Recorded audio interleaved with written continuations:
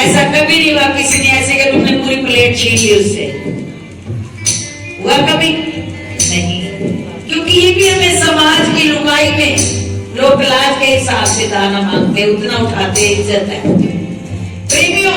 और जब किसी महापुरुष संत के पास जाते हो तो वो भी कहेंगे ले लो, और अगर आप कह दो कि नहीं मुझे अपनी इच्छा से नहीं देना, अपनी इच्छा से आप दे दो, तो मैं नहीं मानती कि संत एक दाना देगा।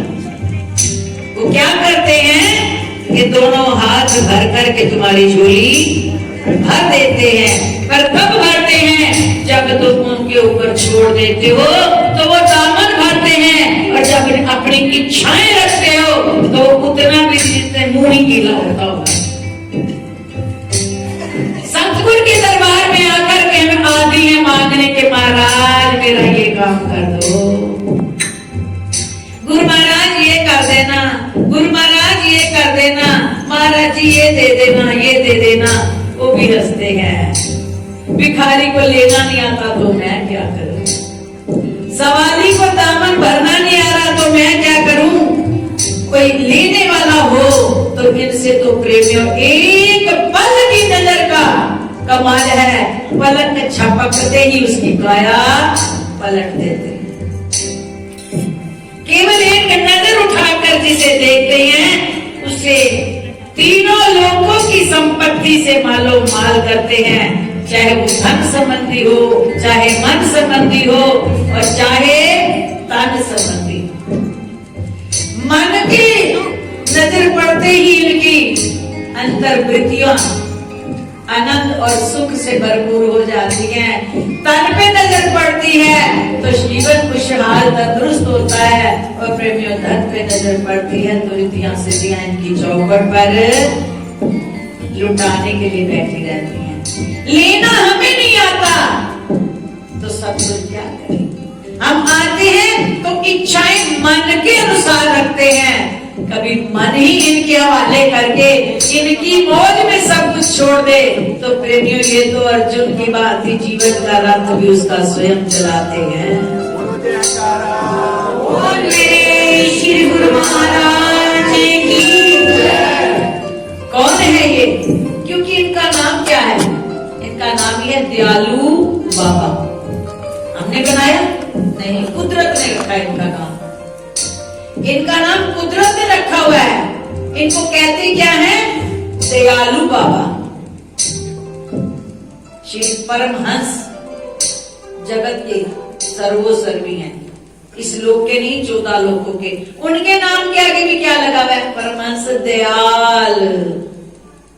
प्रेमियों जिस मत के हम अनुयायी हैं, ये मत है दयालुओं का। जिस चौखट पर हम, जिस सरदल पर हम सर रखने आते हैं, उसके पिता कौन हैं? उनके दादा कौन हैं? दयाल। जिनका नाम ही है दयाल, तो वो दया से कैसे बाज आ सकते हैं? वो दया से कैसे पीछे हट सकते हैं? कि नाम तो कोई भी नहीं बदलता ना। इंडिया में रहो तो, विदेश में जाओ तो, घर में हो तो, रिश्ते में हो तो, परिवार में हो तो, नाम तो वही रहता है प्रेमियों। ठीक इसी तरह से जब हमारे इस मत के दादा जो हैं, उनका नाम भी है परमहंस दयाल, और ये तो दयालुओं का मत है, ये दयालुओं का दरबार है, ये दयालुओं की महफिल है। यहाँ दीन ही सब कुछ ले जाते हैं, अकड़ वालों को कुछ भी नहीं मिलता। देने में वो इनकार नहीं करते, अकड़ से भी जब हम आते हैं वो दे देते हैं, पर हमारी झोली में अहंकार का सुराग होता है, वो डालते हम नीचे गिराते। अहंकार हृदय में हो तो प्रेमी उसमें सुराग ही बन जाता है। अहंकार का काम क्या है? छेद हो जाना। जब हमारे दिल के दामन में, अंतर मन में, शब्दों में नहीं, अंतर मन में, रोम रोम में ये बात होती, मेरा अधिकार बढ़े, मेरा सम्मान बढ़े, मेरे को पद मिले, मेरे को सब जाने, मेरे को सब पहचाने, मेरे को सब पूजे। ये किसका रूप है? अहंकार। और हमें जो शब्द मिला हुआ है, हमें जो सतगुरुदेव भगवान से दात मिली हुई है, रूहानी दौलत जिससे हम इस दरबार से जुड़े हैं, उस दौलत का भी तो मीनिंग पता है ना। उसमें भी सबसे पहले क्या करना है, इस अहंकार को हृदय से लगाने की। परम पूज्य श्री महाराज जी बड़ा प्यार सत्कार देते थे। तो प्यार सत्कार लेने के बाद ये आ जाए कि मैं तो कुछ हूं भाई, तो उनसे वो भी छुपा नहीं है। तो जैसी बसंत की रात थी, यहाँ पर खड़े उस भगत ने माइक में अपनी सेवा अनाउंस कर दी कि मैंने इतना दान दिया, सतगुरु नगर में मैंने ये काम किए। बस इतनी बात कहने की देर थी। मेरे इष्ट देव भगवान श्री स्वामी जी महाराज जी उनके बोल के जाने के बाद 2 घंटे प्रेमियों रात को 10 से लेके 12 बजे तक यहीं पर खड़े होकर के, जहां ये आसन है वहीं पर खड़े होकर 2 घंटे श्री स्वामी जी महाराज जी ने सत्संग किया। और क्या फरमाया, भाई ये दरबार कौन सा है, जानते हो ये दरबार किसका है? ये रूहानी दरबार है, ये जिस्मानी दरबार नहीं है।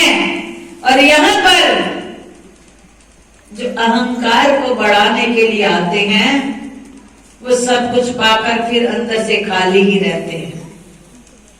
भीतर से रूहानी का मतलब यहाँ रूह को ही इतनी मस्ती दी जाती है, रूह को इतना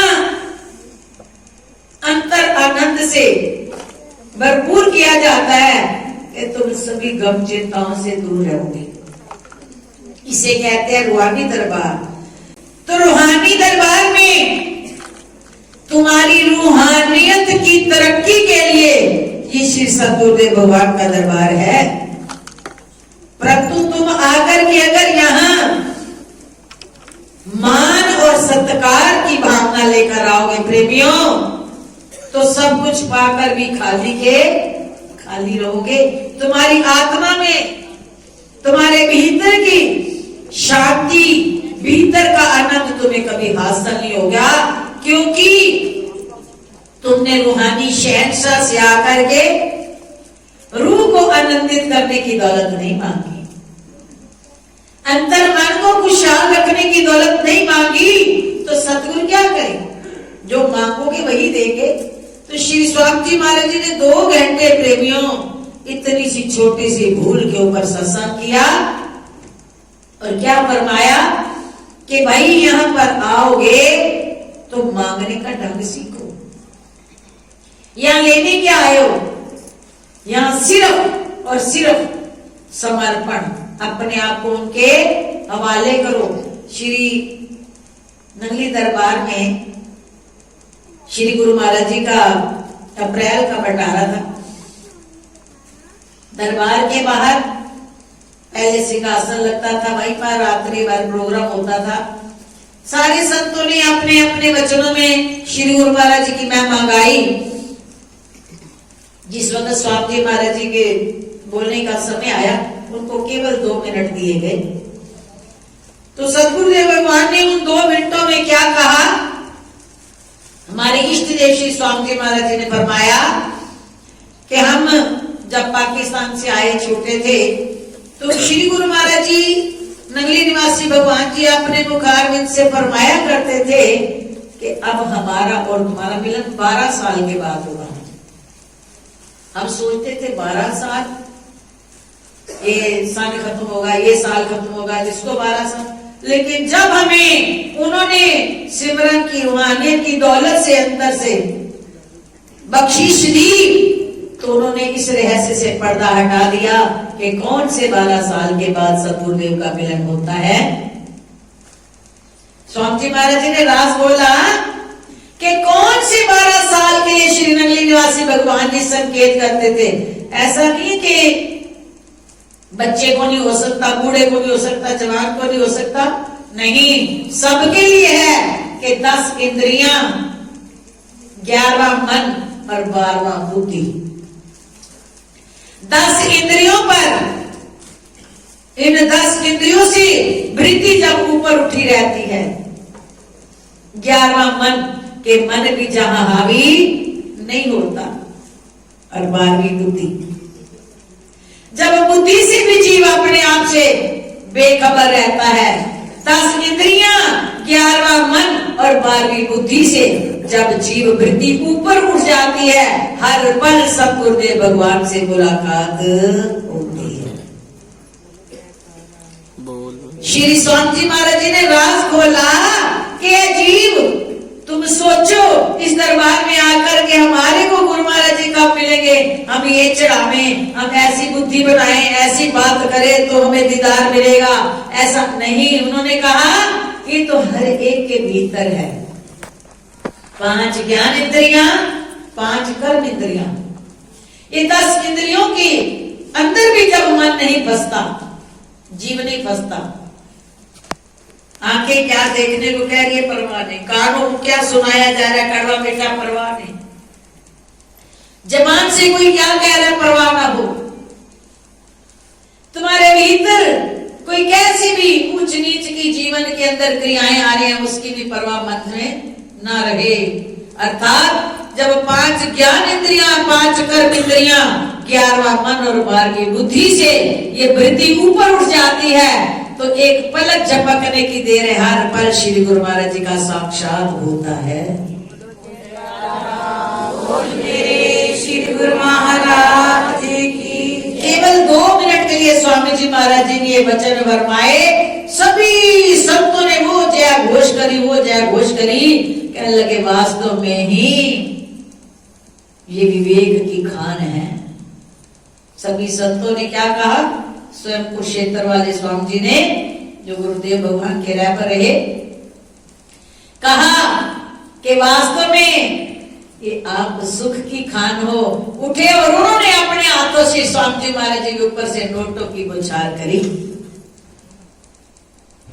किस बात में? इस हद तक मेरे फकीर शहंशाह भीतर के रहस्यों को खोल करके हमें उस दात को लुटाने के लिए उन्होंने जंगल में ये मंगल बनाया।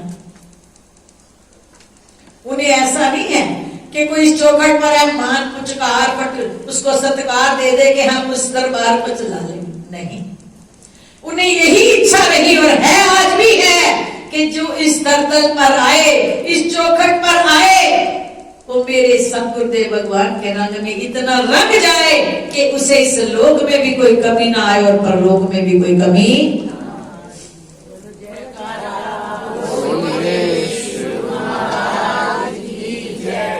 तो हाथों से नहीं देते फकीर। भगवान ने कभी एक नोट को भी छुआ हो, उन्होंने कभी किसी को एक सिक्के को भी हाथ लगाया, कहने को इतनी जनता बैठी है कि मेरे त्रिमूर्ति परमेश्वर ने कभी माया छुई हो। माया तो रिद्धियां सिद्धियां तो उनकी चौखट पे आसन लगाए बैठी हैं कि कोई आए तो सही इस चौखट पर मैं उसे मालूम माल करके भेजूं, क्योंकि उनका संकेत चलता है तो रिद्धियां सिद्धियां सेवा में लग जाती है उनकी दर पे आने वाले की। कब? जब तार जोड़ेंगे, इनके समर्पण में आ जाएंगे कि कुछ देना नहीं, जो तू दे दे, जो तुझे पसंद है वैसा बना दे। हमें मांगना नहीं आता, हमें लेना नहीं आता, हम आकर भी खाली लौट जाते हैं। तो कारण क्या? हमारा पात्र हृदय का पात्र, क्योंकि आप प्रेम